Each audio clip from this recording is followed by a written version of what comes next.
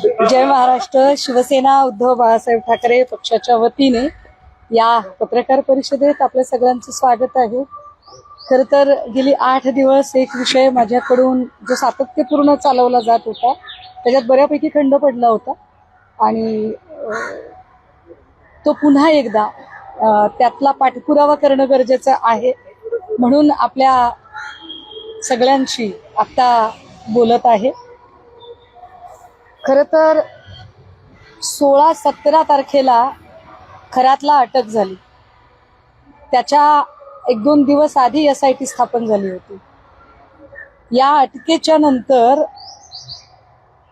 साधारणतः 18 तारखेपासून आम्ही सातत्यानं या विषयातले अनेक कंगोरे लोकांपुढे आणि एकूण माध्यमांपुढे आणायचा प्रयत्न केला.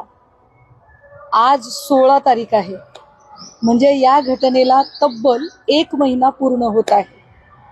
मात्र या 1 महिन्यामध्ये पोलिसांपेक्षा अधिक काम माध्यम आणि आमच्यासारख्या अनेकांनी केलं.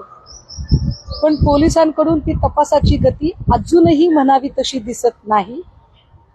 यामुळे आम्हाला असं सतत वाटत आहे, मुख्यमंत्री महिला प्रश्नावर गंभीर नाही आहेत का?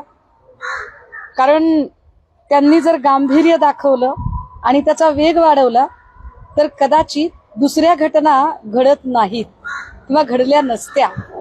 पण ज्या पद्धतीने अमरावती परतवाड्याचं प्रकरण समोर आलं किंवा राज्यातली जवळपास 3 ते 4 स्कॅन्डल बाहेर आले, हे जर 4 स्कॅन्डल जर बघितले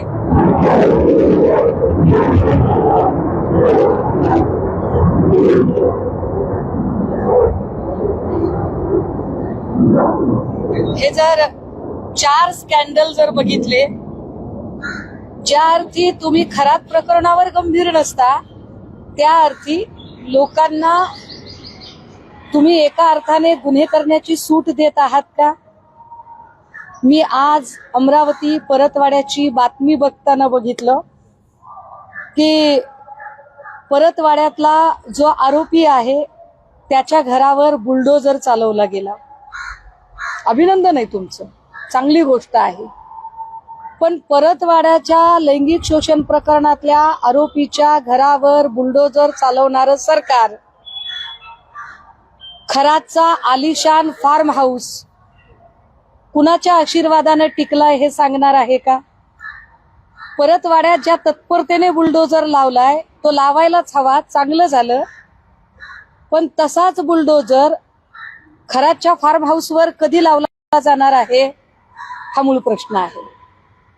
फक्त खरात चालवला गेला पाहिजे, कारण महिला लैंगिक शोषणाची एवढी सगळी प्रकरणं येताना आमचे काही प्रश्न राज्याच्या उपमुख्यमंत्री सुनेत्रा पवार आणि राज्याच्या महिला बालकल्याण विकास मंत्री आदिती तटकरे यांच्यासाठी आहेत.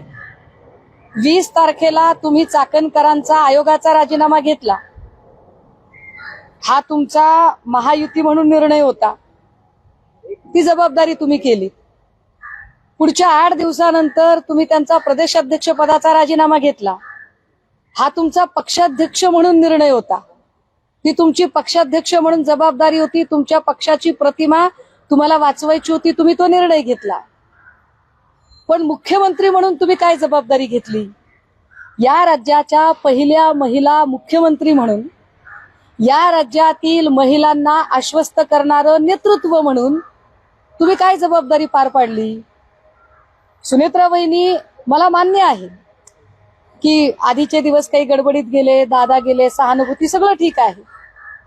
पण आता निवडणुका लढताय तुम्ही, आता काही काम नाहीये तुमच्याकडे दुसरं. पण निवडणुकांच्या पेक्षाही महत्वाचा प्रायोरिटीचा विषय महाराष्ट्रातल्या महिलांच्या सुरक्षिततेसाठी तुम्ही काय पावलं उचलली? कारण चाकणकरांवरची अध्यक्षपदावरून काढण्याची जी कारवाई आहे, ही कारवाई तुम्ही त्या पक्षाच्या अध्यक्षा म्हणून केलेली आहे. पण महाराष्ट्राच्या पहिल्या वहिल्या महिला उपमुख्यमंत्री म्हणून चाकणकरांच्या अटकेसाठी एक तत्पर कारवाई करण्याचा स्टँड तुम्ही घेतला पाहिजे, जो तुम्ही अजूनही घेतलेला नाही.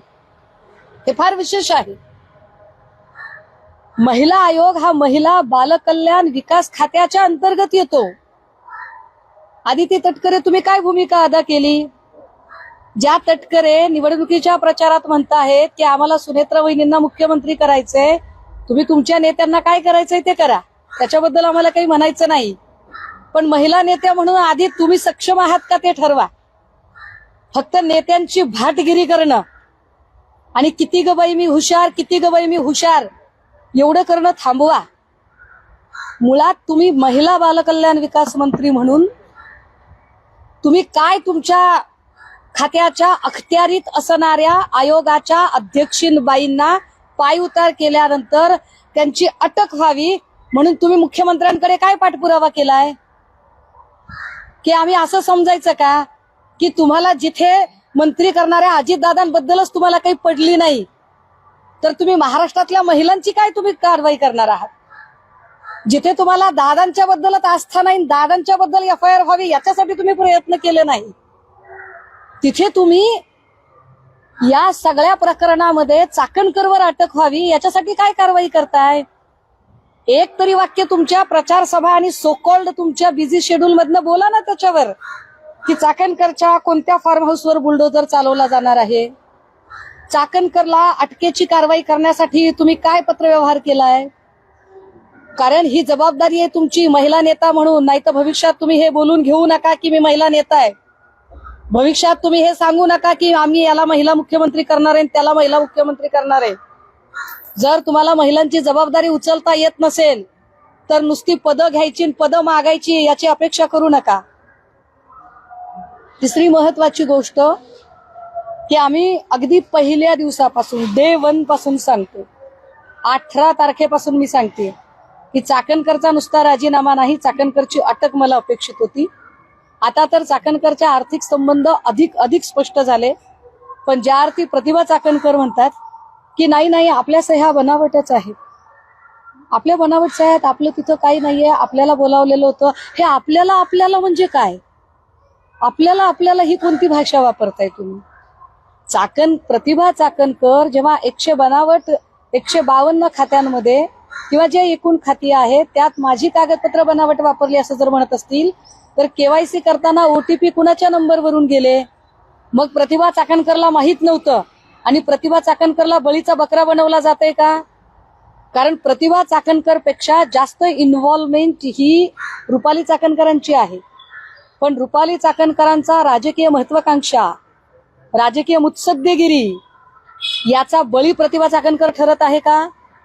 प्रतिभा चाकणकरला पुढे केलं जातंय, तिच्या 14 वर्षाच्या लेकराला पुढे केलं जातंय आणि रुपाली चाकणकर वाचायचा प्रयत्न करते का?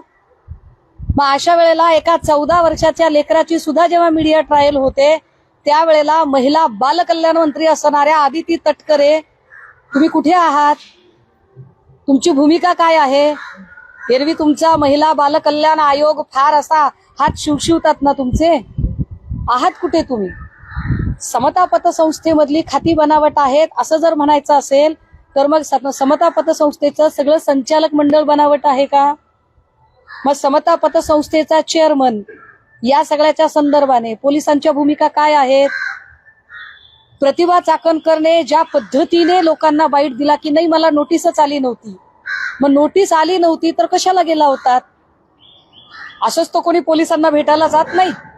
आणि जर असं म्हणू आपण की नाही त्यांच्या मनात फारच आपुलकीची आणि कायद्याची चाड वगैरे अशी काहीतरी भावना होती, तर मग ती कायद्याची चाड ज्या क्षणी प्रतिभा चाकणकर आणि रुपाली चाकणकरांची नावं माध्यमांनी घेतली, ज्या क्षणी ही नावं चर्चेमध्ये आली, अगदी त्याच क्षणी या दोघीही पोलिसांना भेटायला का गेल्या नाही?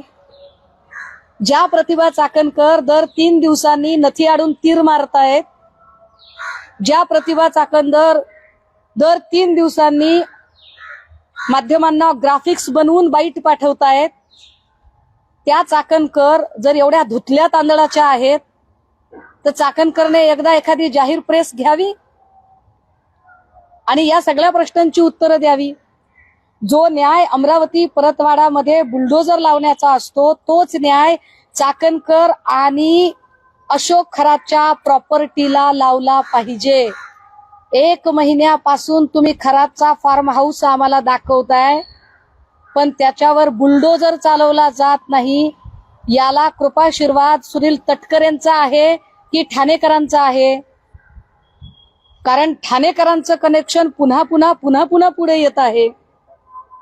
ठाणेकरांच्या कनेक्शन मध्ये अजूनही एकट्या चाकणकरच नाही, ठाणेकरांच्या कनेक्शन मध्ये केसरकरचं अजूनही कुठलीही चौकशी झाली नाही. जो दीपक लोंढे अतिशय जवळचा माणूस आहे, त्या दीपक लोंढेच्या सोबत दीपक केसरकरचे असणारे घनिष्ठतम संबंध बघता केसरकरला अजूनही चौकशीला बोलावलं जात नाही. मुख्यमंत्री साहेब, तुम्ही कुणाला वेड्यात काढताय? कोण कुणाला वेड्यात काढताय ते आम्हाला एकदा कळू द्या.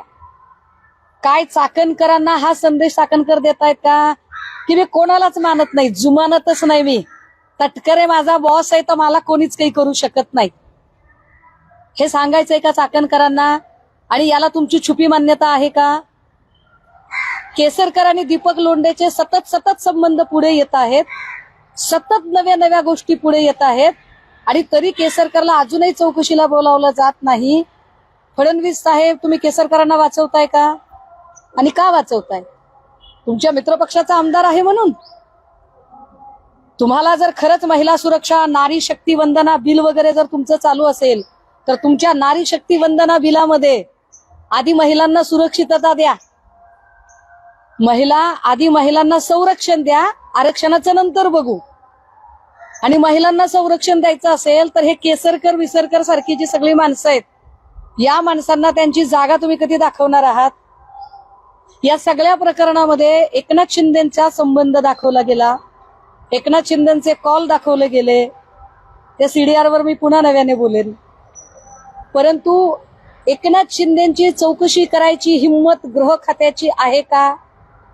मी माझ्या 8 दिवसापूर्वीच्या पत्रकार परिषदेतही हाच प्रश्न विचारला होता की कदाचित एसआयटीला स्वतःचा जो एकूण त्यांचा पोर्टफोलिओ आहे, त्या पोर्टफोलिओमध्ये कदाचित डीसीएमचा पोर्टफोलिओ त्यांना जास्त उंचीचा वाटत आहे, त्यामुळे ते डीसीएमच्या चौकशीचे आदेश काढू शकत नाहीत, समन्स काढू शकत नाहीत. मग जर असं असेल तर मग चौकशीचा फार्स कशाला करताय? हा फार्स करू नका. खरंच महिला सुरक्षित ठेवायच्या आहेत का?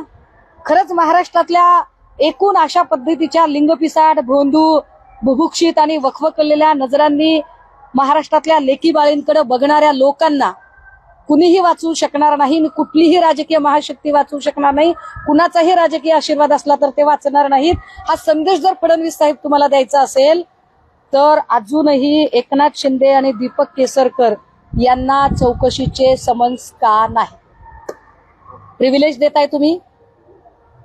एकनाथ शिंदे आणि दीपक केसरकर यांना प्रिव्हिलेज मिळत आहेत का ते सांगा. सरकारमध्ये असल्याचे प्रिव्हिलेज देत आहात का? खरात प्रकरणात प्रिव्हिलेजेस झाले ना हे. जर सीडीआर आहे तसं जर सांगितलं जात असेल आणि तुम्ही चौकशीला बोलवत नाही तर प्रिव्हिलेज आहेत. आणि जर तुमचं म्हणणं असेल की नाही असे सीडीआर नाहीयेत, तर फडणवीस साहेब, तुम्हाला खुलं आव्हान आहे, हे आता लुपाछुपीचा खेळ बंद करा आणि जाहीरपणे सांगा की सीडीआर खरे की खोटे. खरे आहेत ना सीडीआर?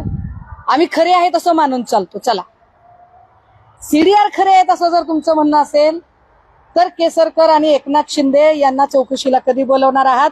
आणि चाकणकरवर तर आत्ता गुन्हा दाखलच झाला पाहिजे, कारण ज्या पद्धतीची इन्व्हॉल्वमेंट चाकणकरची दिसलेली आहे ते बघता चाकणकर आतापर्यंत गजाड व्हायला हव्यात.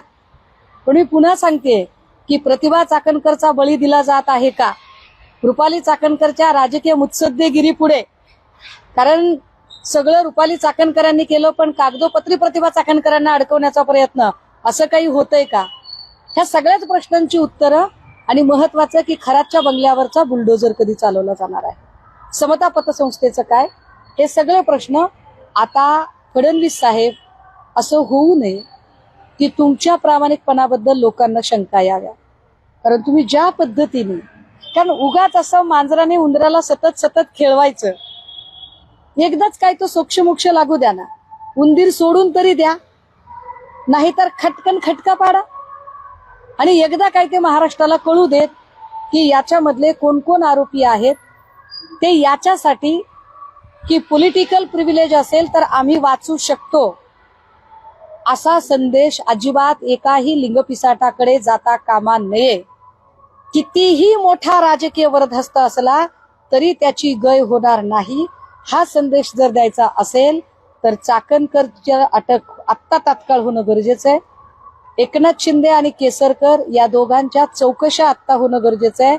आणि चाकणकरची प्रॉपर्टी आणि खरातची प्रॉपर्टी या दोन्ही प्रॉपर्टीवर बुलडोजर चालवणं हे सुद्धा तितकंच गरजेचं आहे. हे महत्वाचं मुद्दे. तुम्ही आता रुपाली चाकणकरांवरती आरोप केले. काल त्यांनी 28 दिवसानंतर एक पोस्ट केली, त्यामध्ये त्यांनी म्हटलं की माझ्यावर जेवढे काही आरोप झाले त्या संदर्भातले कुणीही पुरावे देऊ शकले नाहीये. मध्ये एक निनावी पत्र आलं होतं, तो देखील कुटील डाव होता असं देखील नाही. हे काही निनावी पत्राचा जो मुद्दा आहे कदाचित माझ्या आजारपणाच्या काळातला आहे, त्यामुळे मला तो काही माहित नाही. पण चाकणकरांच्या आर्थिक हितसंबंधांचे पुरावे आता किती अजून समोर आणायचे? तुम्ही समता पतसंस्थेला चक्क खोटं ठरवू पाहताय का? म्हणजे तुम्ही एकट्या वाचण्यासाठी तुम्ही समता पतसंस्थेचं संचालक मंडळ अख्खं पायाखाली घ्यायला तयार आहातच, पण स्वतःची सख्खी बहीण प्रतिभा चाकणकरला सुद्धा तुम्ही पायाखाली घ्यायला तयार आहात. हे फार विशेष आहे. या सगळ्यांमध्ये चाकणकरचे आर्थिक किती व्यवहार झाले, किती ट्रान्झॅक्शन झाले हे अनेक पत्रकारांनी पुढे आणले. जवळपास 10 कोटीच्या आसपास ती आर्थिक उलाढाल आहे. आत्ताही त्या 2 खात्यांवर प्रत्येकी 60-60 हजारापेक्षा जास्तीच्या रकमा उपलब्ध आहेत. ज्याचा नॉमिनी हा 10वी नापास खरात आहे. याच्या उपर चाकणकर तर इतक्या निर्डावलेल्या आहेत आणि इतक्या निगरगट्ट आहेत की त्या असंही खोटं बोलल्या की मला तर काय समन्स आलं नाही, पण त्यांना समन्स आले अशीच माहिती आज अजून कोणीतरी बाहेर आणली. त्यामुळे चाकणकरांनी हे खोटं बोलणं, हा निगरगट्टपणा हे सगळं थांबवावं. आणि महत्वाचं, लिंगपिसाटांना खरंच संदेश द्यायचा आहे का? महाराष्ट्रातल्या महिलांना खरंच आश्वस्त करायचंय का? फडणवीस साहेब तुमची इच्छा काय ते महत्वाचं. सुनेत्रा वहिनी, तुम्ही महिलांचं नेतृत्व करायला सक्षम आहात. महाराष्ट्राच्या तुम्ही पक्षाचं नेतृत्व करायला सक्षम आहात हे तुम्ही दाखवलं चाकणकरांचा राजीनामा घेऊन. पण महाराष्ट्राच्या महिलांचं नेतृत्व करायला तुम्ही सक्षम आहात का हे जर तुम्हाला दाखवायचं असेल तर चाकणकरांची अटक होण्यासाठी तुमचे प्रयत्न काय ते तुम्हाला दाखवावे लागतील. आणि आदिती तटकरे, तुम्ही ज्या खात्याच्या मंत्री आहात आधी त्या खात्याशी संबंध असणारी कामं तुम्ही बघा आणि मग बाकीच्या गोड गोष्टी करा. बनावट खाती आहेत म्हणे, आमच्या सह्याच नाही, ते सगळं बोगस आहे. मग तो पुरावा कसं करायचा? खाती चोर कधी म्हणणार आहे मी चोरी केली म्हणून? खाती जर बनावट असती तर केवायसी कसं काय झालं? खाती बनावट आहेत याचा अर्थ समता पतसंस्थाच बनावट आहे. याचा अर्थ समता पतसंस्थेचं जे काही संचालक मंडळ आहे ते सगळं फ्रॉड आहे. या सगळ्यांमध्ये चाकणकर केवढा मोठा गुन्हा करतायत चाकणकरांना तरी कळतंय का? कारण या पतसंस्थेमध्ये जेवढा उद्योगपतींचा पैसा असेल कदाचित तेवढाच गोरगरिबांचा सुद्धा पैसा असेल. उद्या जर हे सगळी बँक लिक्विडेशन किंवा याच्यावर काही कारवाया सुरू झाल्या तर गोरगरिबांचा पैसा सुद्धा याच्यातला अडकेल. चाकणकर स्वतःला वाचवण्यासाठी अजून किती खोटं बोलणार आहेत आणि अजून किती. आणि ह्या एवढं खोटं चाकणकर बोलतात लिलया, हसत खेळत माध्यमांशी बोलतात. याचा अर्थ चाकणकर हे डोक्यात पक्का त्यांचा माइंडसेट आहे की काहीही झालं तरी जोपर्यंत तटकरे राजकारणाच्या पटावर ताकदवर आहेत तोपर्यंत आम्हाला धक्का लागणार नाही, कारण आम्ही तटकरे लॉबीचे पाईक आहोत. दुसरी गोष्ट, एसआयटी नेमून 1 महिना झाला, ते सगळं तपास मुख्यमंत्र्यांनी एसआयटी कडे दिली. एसआयटी काय करते मग याच्यामध्ये? सगळं आता आरोग्य मुख्यमंत्री बघा, 20 तारखेला जेव्हा चाकणकरांचा राजीनामा झाला आणि माझ्या माहितीप्रमाणे 25 तारखेला वगैरे या सगळ्या संबंधाने मीच माध्यमांशी बोलताना म्हटलं की आपण एसआयटी बद्दल इतक्या लवकर जजमेंटल नको होऊया, आपण जरा त्यांना वेळ देऊ.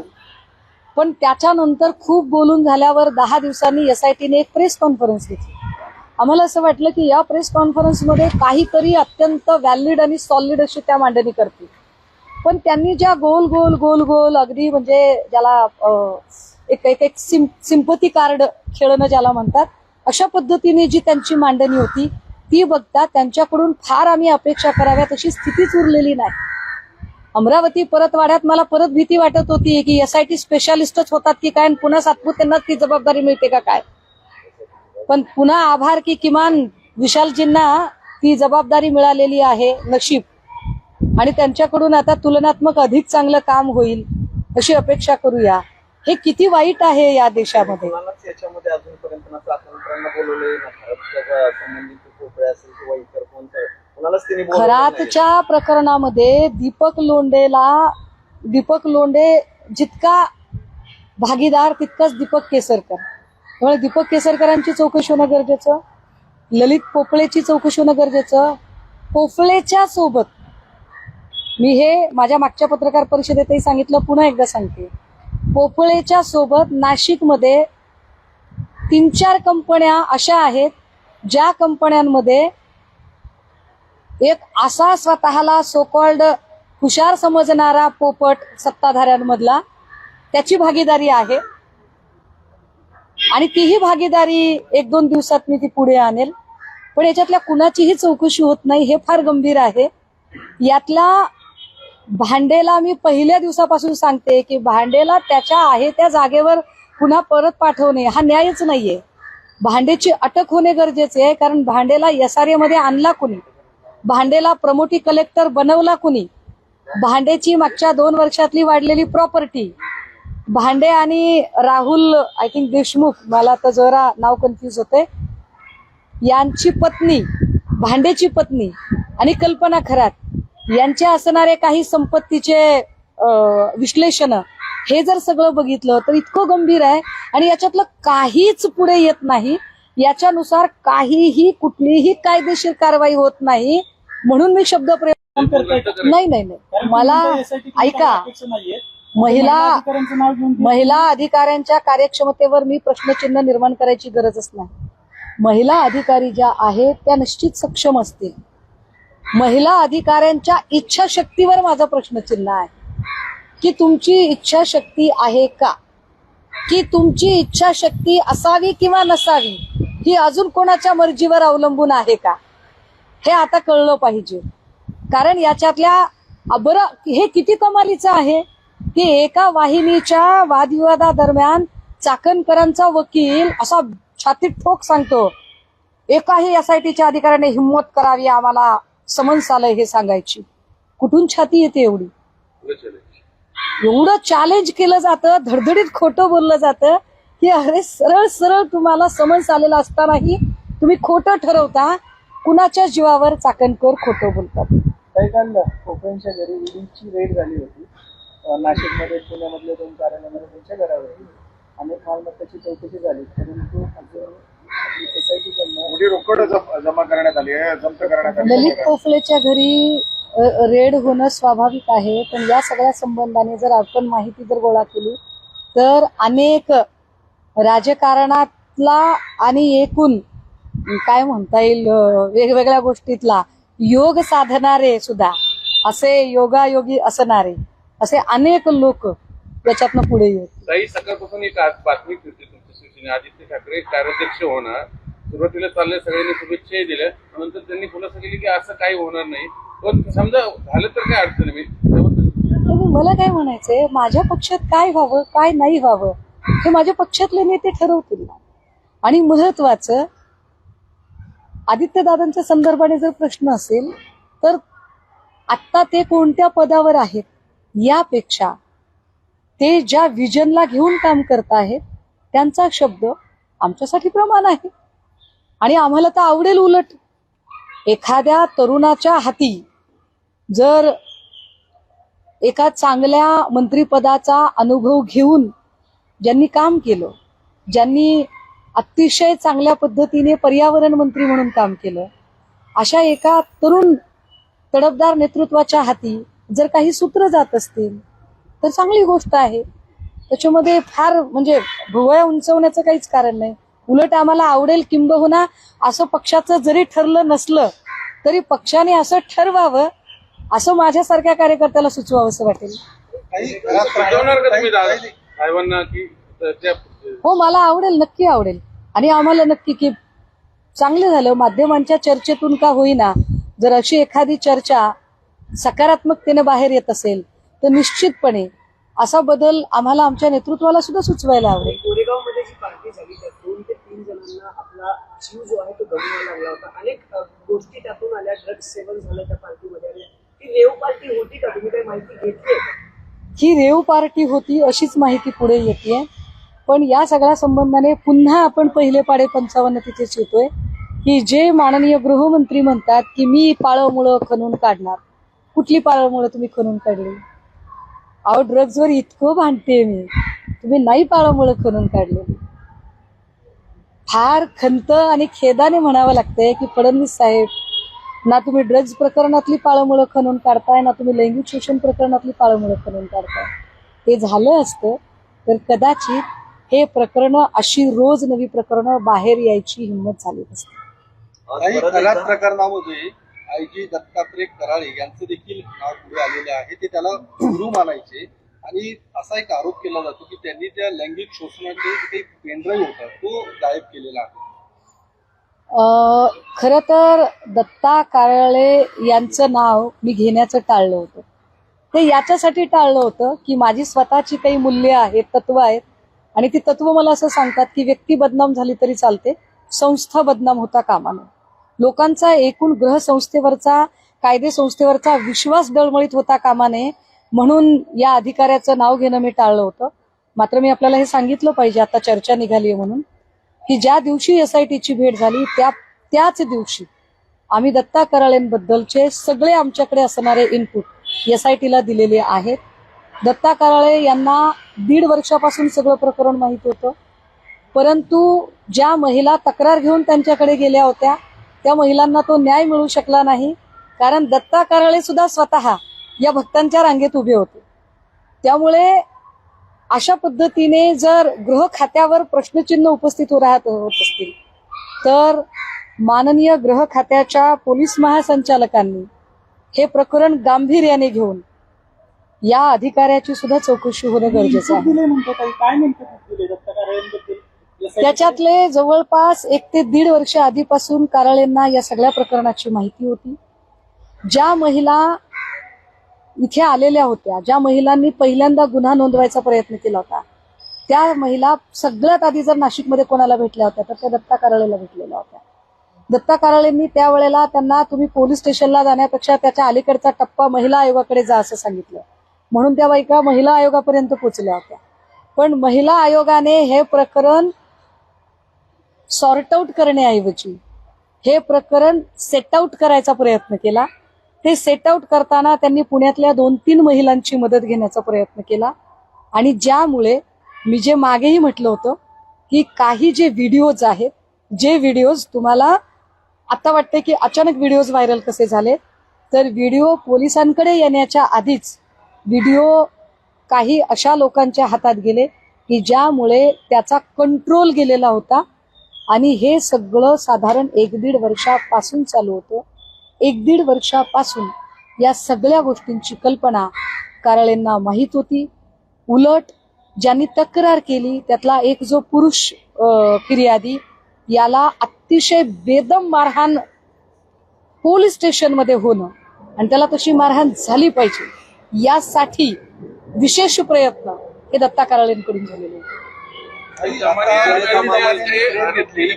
त्यांचं म्हणणं आहे की अजितदादांच्या घराबाहेर जी भानामती झाली होती त्यावेळी खरात 17 तारखेला रात्री ठाण्यात होता.